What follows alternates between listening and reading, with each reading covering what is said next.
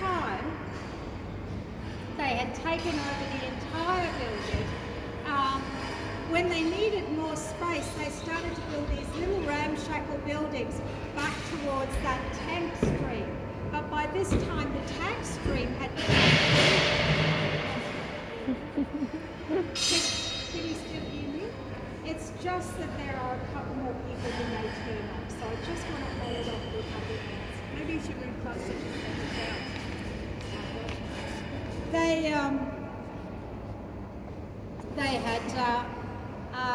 They'd taken over the entire building, and they started to build these little ramshackle buildings back towards the tank stream. But men were coming to work getting sick because the tank stream was polluted. And in the end, the government decided that they needed to hold an inquiry into cleaning up the site. Now, like all government inquiries, it takes a long time. Basically the 1850s. But in the end, the government decided that the only way that they can clean up this site is to knock this building down and to start again. Wow. The job of designing the next building goes to the colonial architect, James Barnett. And his building was built between 1865 and 1874. And when it opened, it looked like that.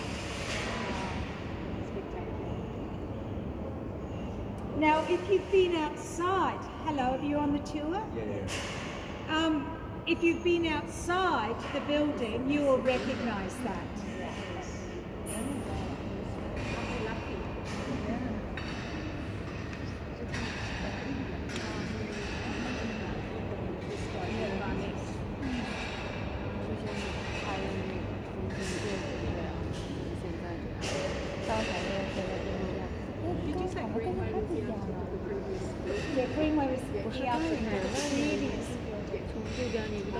This is Barnett's building. But this photo is a bit deceiving. His building was just a long, skinny building in the shape of an L. It was this piece here, going as this piece here, and the piece here going as far as the steps are today. But when he opened it, he announced that he had plans to take it all the way through to Pitt Street. The Pitt Street stage opens in 1887. His building is finished in 1891 when they add the clocks and the bells to the clock tower. But by the 1890s, they've run out of space again. So the next colonial architect adds a fourth floor to this building with two large rooms at either end. And we'll get a better idea of that when we're up higher in the building. In the 1920s, when they ran out of space, they decided that they would build a postal hall in behind this colonial building. So where you see all of these columns in this area here, this is the footprint of the postal hall that used to be here.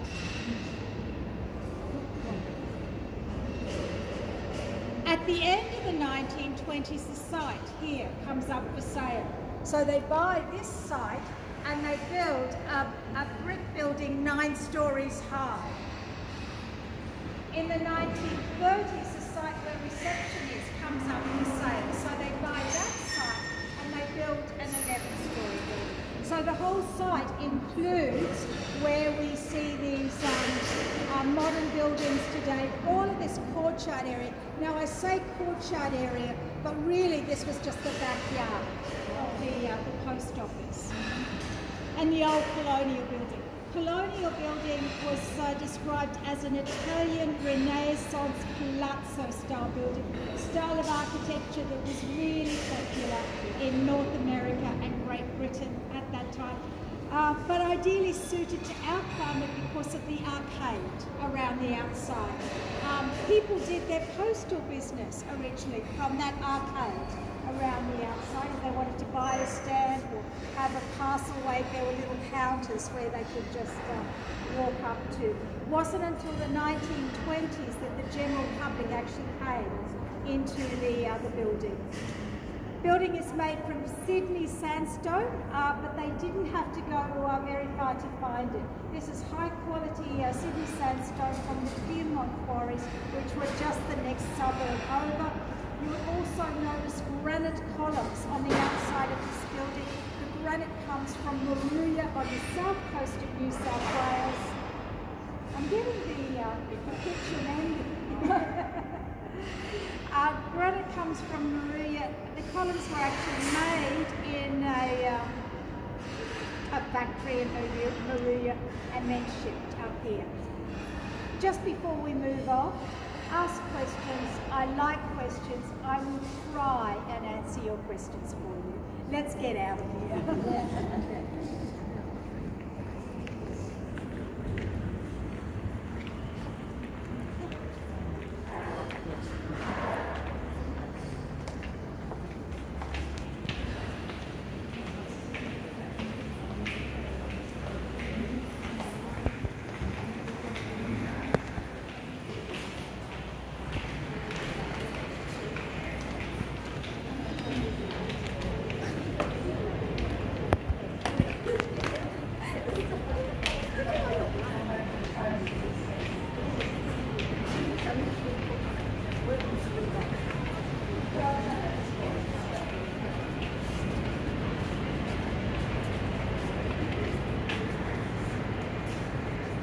I've got you now in a little area where we can see these glass tiles.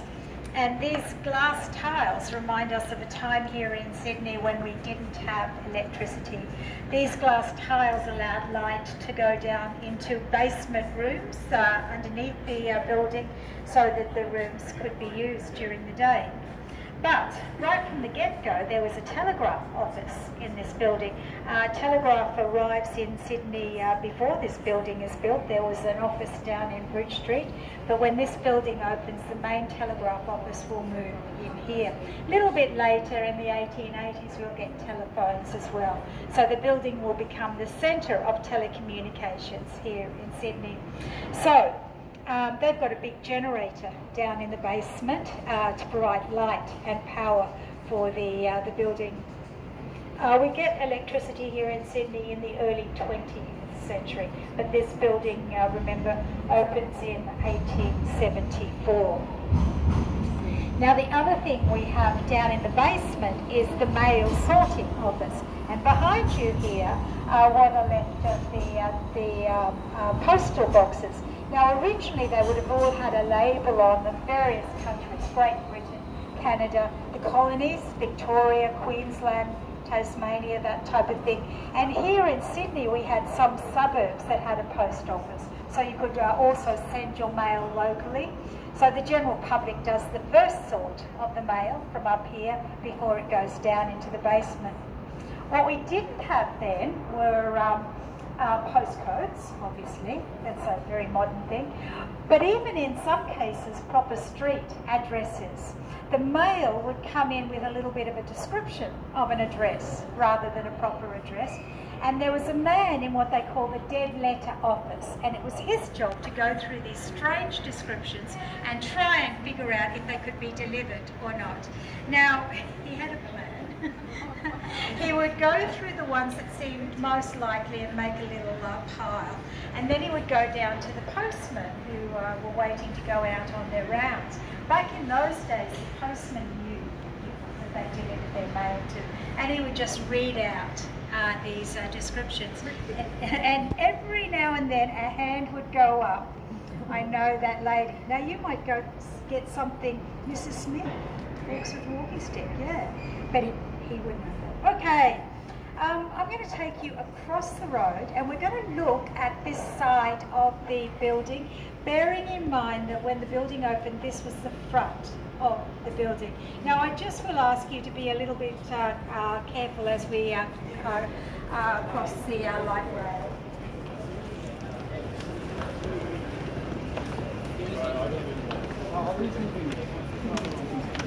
Don't say no. Oh, somebody. Okay, there's one at home. I might just hold. No, you stand. We'll just wait.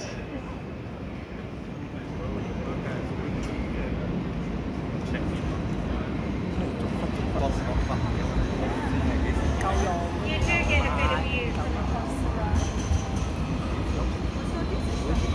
This was the front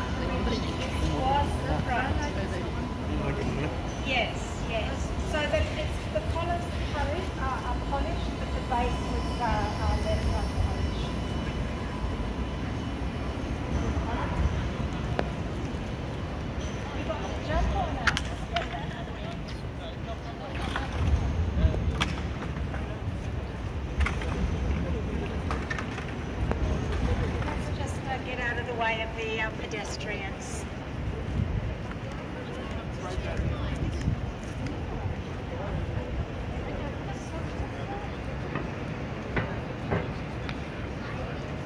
As we walk around the outside of the building, you'll see lots of heads. Every head on this building is individual. Now, most of the heads on this side of the building are Roman gods and goddesses. You get Jupiter, Saturn, Mars, Minerva, that type of thing. But the heads that I want to draw your attention to are the ones wearing crowns. They're on the first floor here, on the Martin Place side. And what you're looking at there is Queen Victoria, and on either side of her, her two sons. Now the man in the very middle of the building is Bertie, the Prince of Wales, the man who will go on to be the next King of England. But on the Martin Place side is her youngest son, Alfred. He was the Duke of Edinburgh, and in 1969 he was out here in Australia.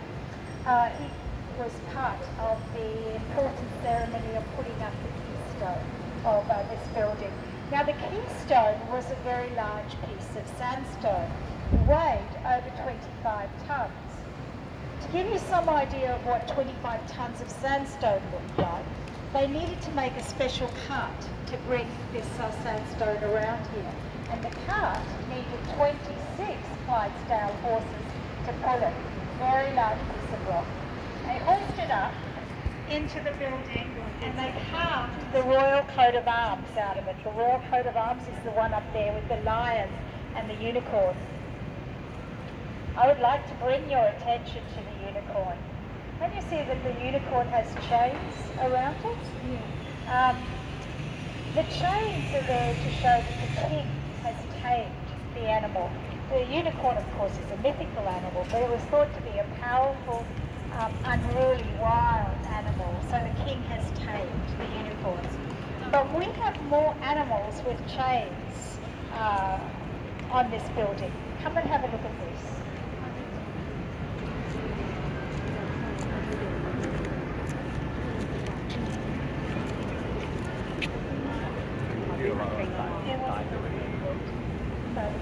This was another this was probably the Queen Mother's husband was